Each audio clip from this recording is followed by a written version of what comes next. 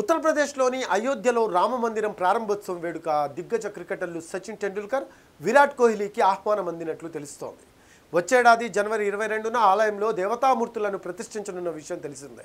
శ్రీరాముని ప్రాణ ప్రతిష్టకు ముఖ్య అతిథిగా ప్రధాని నరేంద్ర మోడీ హాజరు కానున్నారు. అయితే అయోధ్య వేడుకకు ప్రధాని మోడీతో పాటు సుమారు 6,000 మందికి శ్రీరామ జన్మభూమి తీర్థ్ ట్రస్ట్ ఆహ్వానం అందించినట్లు సమాచారం.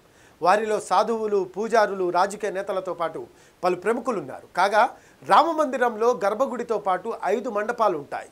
గుద్ మండపం, రంగ మండపం, నిత్య మండపం, ప్రధాన మండపం, కీర్తన మండపం ఉన్నాయి.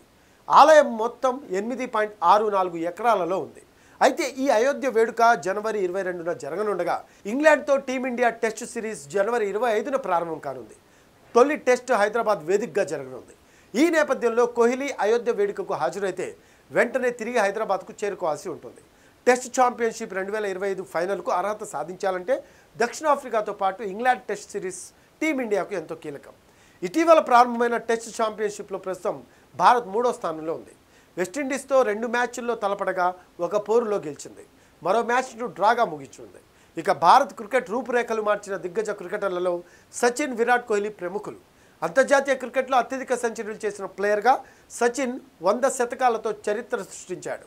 80 సెంచరీలతో విరాట్ కోహ్లీ 2వ స్థానంలో ఉన్నాడు. అయితే వన్డే ఫార్మాట్లో అత్యధిక సెంచరీ చేసిన ఆటగాడు కోహ్లీ. విరాట్ 50, సచిన్ 49 సెంచరీలతో తొలి 2 స్థానాల్లో ఉన్నారు.